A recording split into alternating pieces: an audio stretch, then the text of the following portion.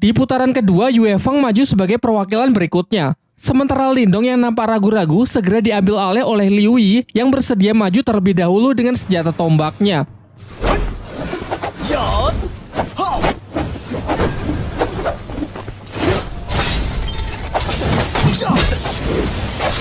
Di tengah pertarungan, Marta merasakan ada sebuah gejolak energi dari dalam kolam surgawi.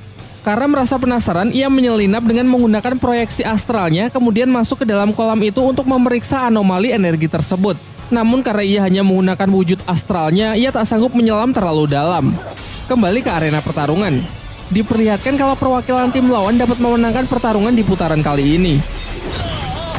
Pertarungan selanjutnya adalah babak penentu, di mana Lindong akan menjadi harapan terakhir untuk bisa mendapatkan hak dari kolam surgawi. Dengan nada yang sedikit menggoda, Xuanzu menyemangatinya agar bisa memenangkan pertarungan penentu tersebut. Sementara di pihak lawan, Jiangli si tentara bayaran maju untuk menghadapi Lindong. Di awal, Jiangli mengatakan bahwa ini akan menjadi pertarungan sampai mati, jadi jika ingin menyerah inilah saatnya. Namun Lindong sama sekali tak gentar dengan gertakan itu dan segera bersiap memasang kuda-kudanya. Serangan pertama dapat ia tangkis dengan mudah. Dilanjutkan dengan beberapa gerak serangan juga ia lancarkan untuk mencoba mencari titik lemah dari pertahanan lawannya. So far, nampak keduanya masih seimbang sampai mengadu kekuatan aura mereka. Cukup khawatir melihat kekuatan Jiangli yang telah mencapai tingkat Yuan Surgawi. Namun tak kalah mengejutkan kalau menyaksikan energi mental tingkat tinggi Lindong yang seketika mampu menghentikan pergerakan lawannya. Dilanjutkan dengan serbuan jarum aura yang semakin merepotkan Jiangli.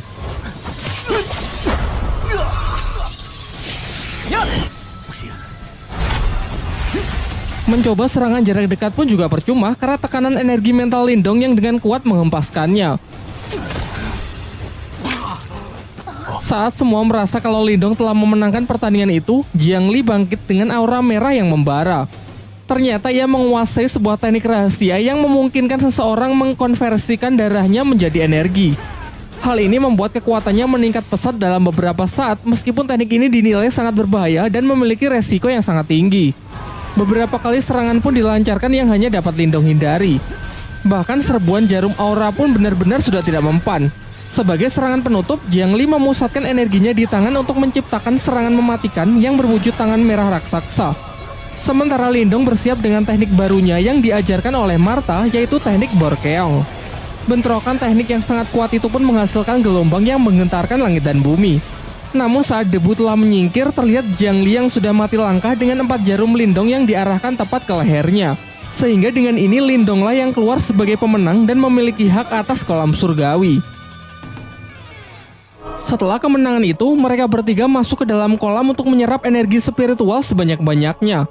Namun dibandingkan yang lain, teknik penyerapan energi milik Lindong berjalan jauh lebih lambat. Marta pun justru menertawakannya. Dikarenakan waktu berendam yang terbatas, Marta membuat sebuah kesepakatan dengan Lindong, yaitu ia akan membantunya menyerap energi spiritual dengan cepat dengan syarat jika sudah selesai, Lindong harus bersedia turun ke dasar kolam untuk melihat sumber energi aneh dari kolam surgawi tersebut. Tanpa pikir panjang, Lindong pun menyetujui kesepakatan yang dibuat Marta. Dan benar saja, setelah mendapatkan bantuan dari Marta, dengan sangat cepat energi mengalir deras ke dalam diri Lindong. Bahkan efek dari proses itu sampai dirasakan di atas kolam yang muncul pusaran air raksasa. Seusai proses penyerapan, sesuai kesepakatan ia turun ke dasar kolam untuk memeriksa sumber dari energi kolam surgawi. Di bawah sana Lindong menemukan giok iblis piton yang dalam kondisi tersegel. Pada awalnya Lindong tak ingin mengusiknya dan berniat langsung pergi. Namun Marta berusaha membujuknya dengan mengatakan kalau ini tidak berbahaya karena iblis ini sedang terluka. Ia juga menjelaskan bahwa sumber energi spiritual yang Lindong serap sebagian tadi berasal dari mutiara yin dan yang berada di belakang jiwa iblis tersebut. Marta lalu menambahkan, jika Lindong berhasil mendapatkan mutiara tersebut, maka hanya dalam waktu singkat Lindong dapat mencapai tingkat Yuan Yin. Namun karena mutiara itu diselubungi jiwa iblis, Marta harus menghisapnya terlebih dahulu supaya Lindong bisa mengambilnya. Ia lalu menyuruh Lindong untuk mentransfer sebagian energinya agar Marta cukup kuat untuk bisa melakukannya. Ketika proses penyerapan berlangsung, tiba-tiba segel iblis itu hancur sehingga sang iblis piton kini berhasil bebas. Pertarungan pun tak terhindarkan.